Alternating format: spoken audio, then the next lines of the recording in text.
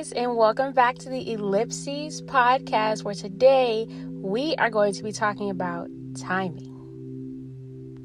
It's that huge word that everybody hates. Everybody's like, oh my gosh, I don't have time for this. I don't have time for that.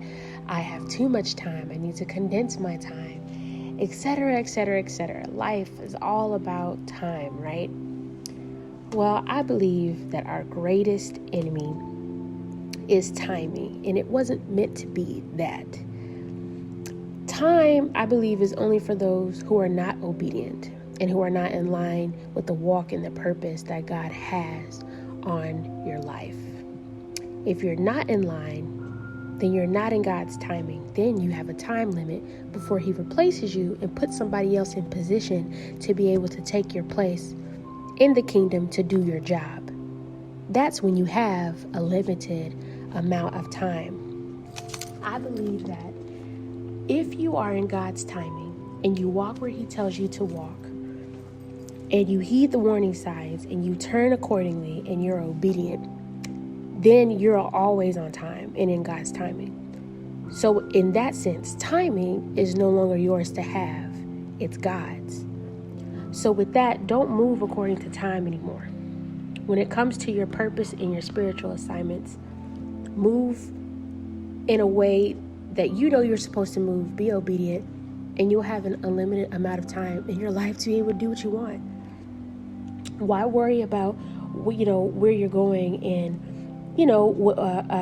when you're supposed to get to your purpose and what you're supposed to do, when you can literally give that time to God and go, here, God, I don't know what's going on, I don't know where we're going, but I'm gonna hand this time to you. I'm obedient. I've done exactly what you wanted me to do. So let's walk. And then you start to realize everything is in alignment with what you have to do. You know that God holds the timing for your life. You should be basking in God's peace and relaxing, because time is not something that you have to worry about anymore. Now, knowing that time isn't your worry, your question shouldn't be, God, what do I do in the waiting?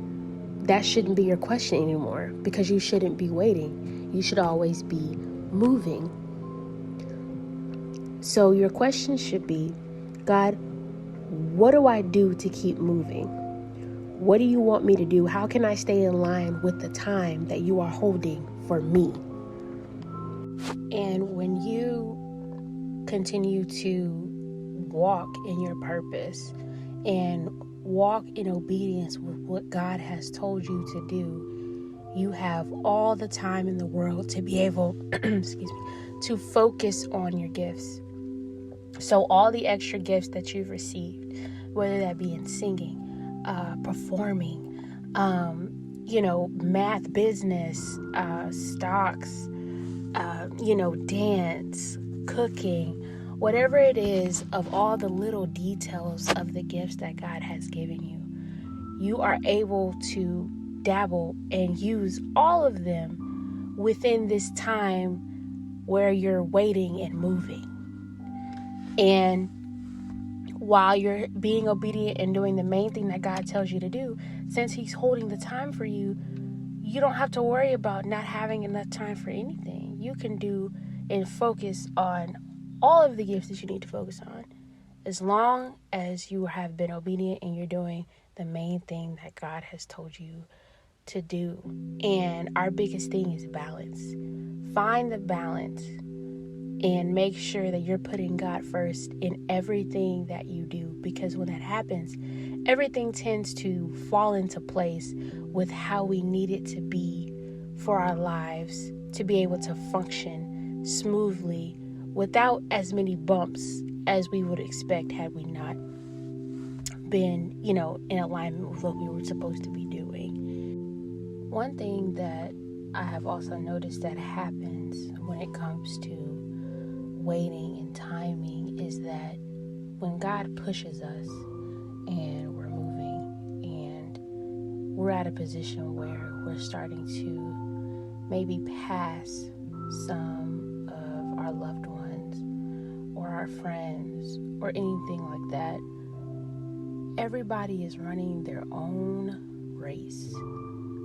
Everyone has obstacles and goals that God has put in line for them, that with a time that was created just for them. So if it feels like, okay, I have to go back and get this person to make sure that I'm helping to push him or her forward to where I am, because I need them to be with me, or I need them, that's my best friend, or that's my boo, or that's my mama. You want them to stick with you and be with you wherever you're going.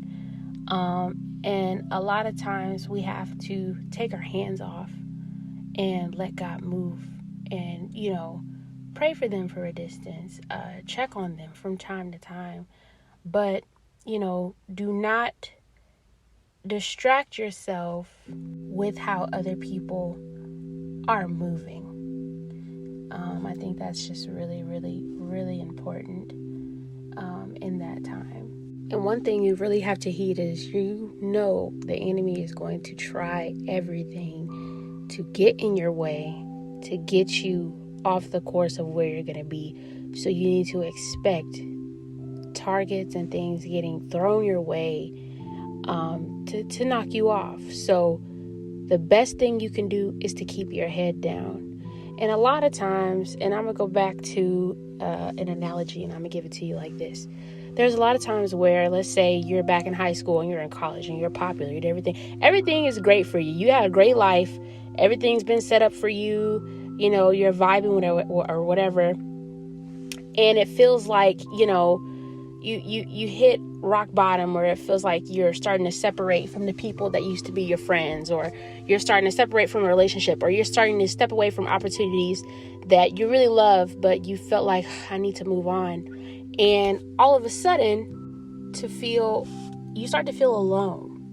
And when you start to feel alone, and it kind of feels like you're walking on the path by yourself, and sometimes you will be, you have to realize you got to keep your head down. There are some people that where you're going, you can't take certain people with you, and you have to give them the gift of goodbye.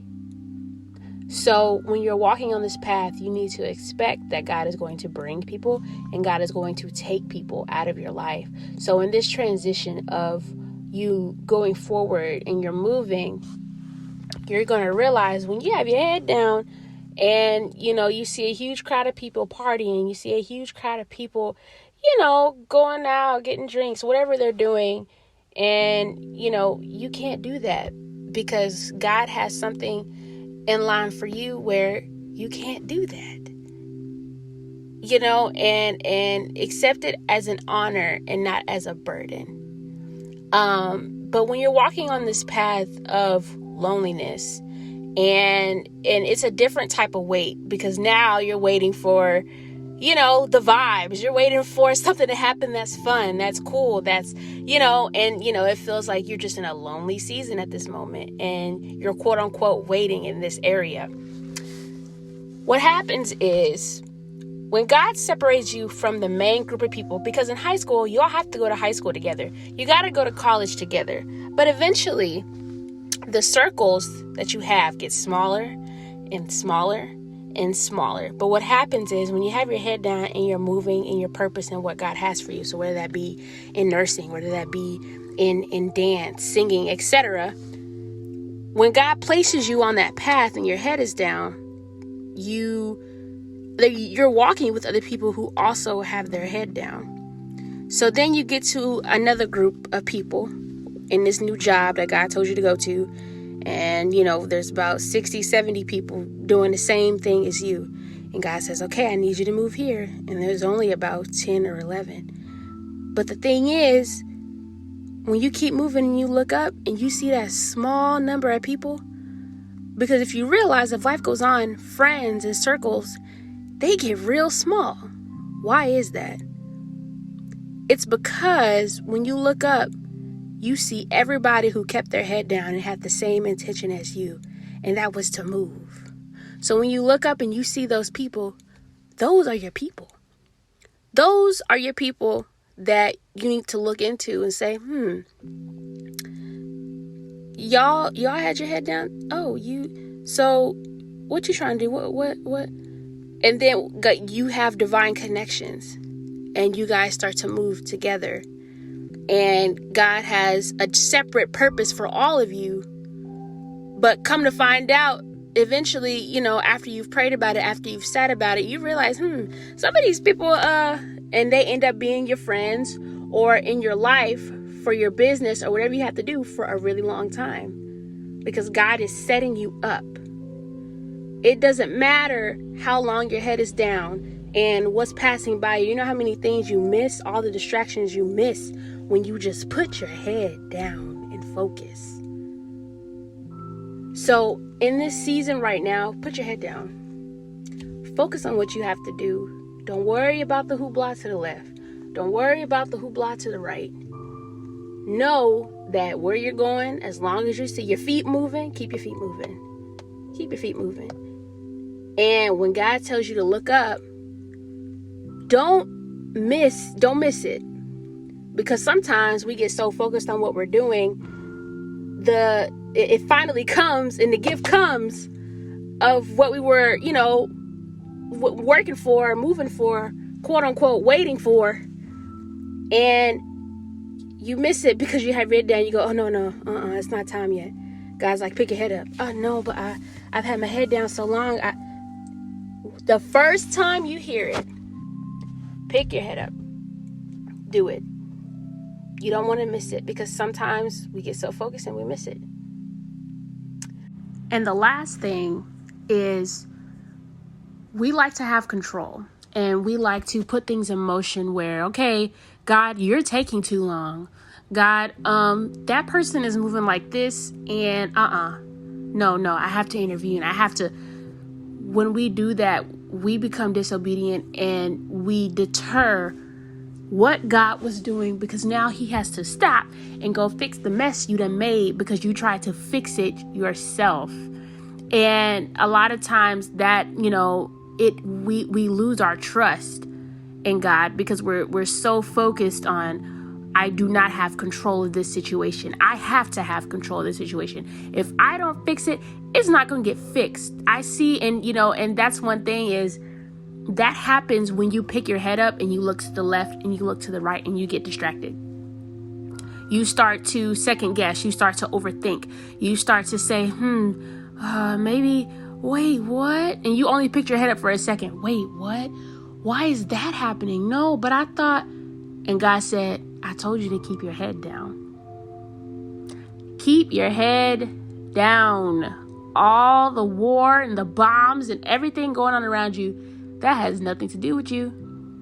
And the one thing you don't want to do is mess up something that God had a divine plan for. And now you've been thrown to kingdom come and you have to walk back because you decided to go off the path that God was telling you to go on when he told you to keep focused. So you guys, please stay focused. Keep your head down. Keep your faith. Know that when you are in God's timing, everything that you need and want to do when it comes to all the gifts that God has blessed you with, you will be able to do because God is holding your time. So you have plenty of it as long as you stay obedient and as long as you keep moving. So I love you guys. Thank you so much for listening, and I will catch you in the next one.